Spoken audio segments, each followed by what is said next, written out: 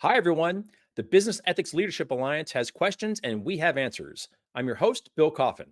Welcome to another BELA Asks episode of the Ethicast.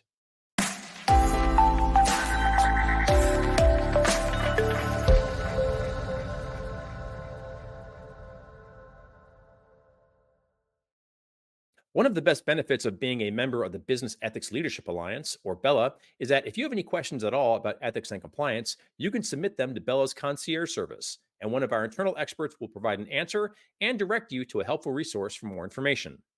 Many of these requests speak to broad challenges facing BELA members and, by extension, the wider ethics and compliance profession. That's why we're using this show to thematically respond to high level questions from the BELA community. Joining us once again to answer those questions is BELA Chair Erica Salmon Byrne. Erica, it's good to see you again. Thank you so much for joining us. Bill, it is good to see you again and to have an opportunity to answer a few more of these questions. Well, our next question is a training question, and it Mhm. reads: what are appropriate consequences to set for failing to complete compliance training? Yeah. So, Bill, this is a really good question that kind of fits into a little bit of the theme that you and I have been talking about when it comes to training design, training planning, training completion rates, right? We answered a question not that long ago about what a good training completion rate looked like. That really went back to training planning because, again, if you've planned your training well and people understand why it applies to their job, the likelihood that you're going to struggle to get people to complete their training goes down because you've given them something useful that they are actually going to want to take in from a content perspective. Now, that said, inevitably you're going to have people who fail to complete their training on time, and there are a couple things that we see companies doing in this regard. Obviously, first start with the manager. So looking at the manager and saying, hey, you know here are the 4 people on your team that have not completed their training in a timely fashion. We need you to help us chase these people. That's sort of stage one.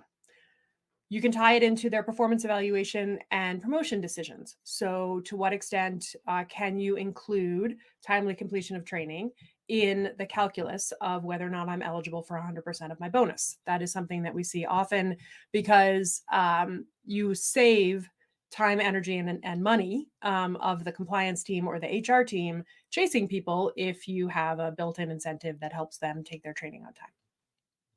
Some of the draconian places we see companies get to are things like shutting off your system, right? So, Right. hey, you didn't complete your training. You've now lost your ability to access whatever systems it is you need to be able to get your job done. And so we see this a lot with some of data security training. IT will shut off access to particular systems that are sensitive and not allow somebody to access it because they haven't completed their data security training.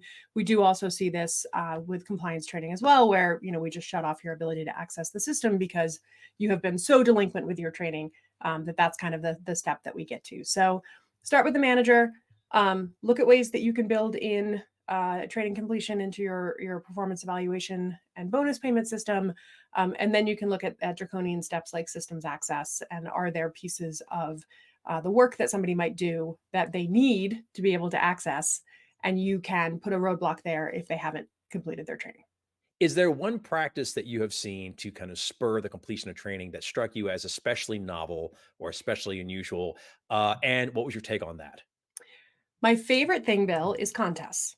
So having a approach where you look at teams and you compare those teams to similarly situated teams and you celebrate the teams that get their training done first. So we've seen companies have a leaderboard. We've seen companies offer parties, right? So like, hey, you guys completed all your training on time. The company's going to send you lunch, right? Whatever, you were the first one to completion, the company's going to send you lunch.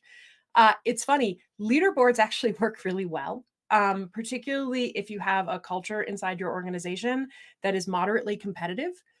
Being able to rank leaders based on speed to completion of training during the training window, right? And you can say, like, hey, congratulations, so and so, your team's at 100%.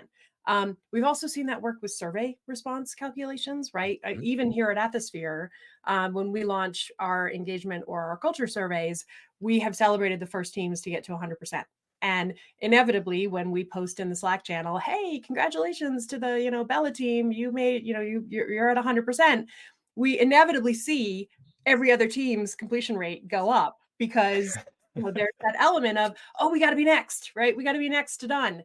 And so I would say, if you're a compliance officer listening to this, don't discount the competitive nature of your people and, use it as a way of getting people to do what you're asking them to do in the first place. I could not agree with you more. I feel the sting of that every single time those messages go out. I'm like, "Oh gosh, even though I've completed it, I wanna be part of that winning team." Yep. And if I had a personal motto, it would be gamify everything because gamification is just such an effective positive spur, and it really kind of brings the best out of people from that competitive urge. Yep. So it's glad to hear you say that because I was kind of wondering how well that approach might work, and it sounds like it would. So Yep. that's great to hear.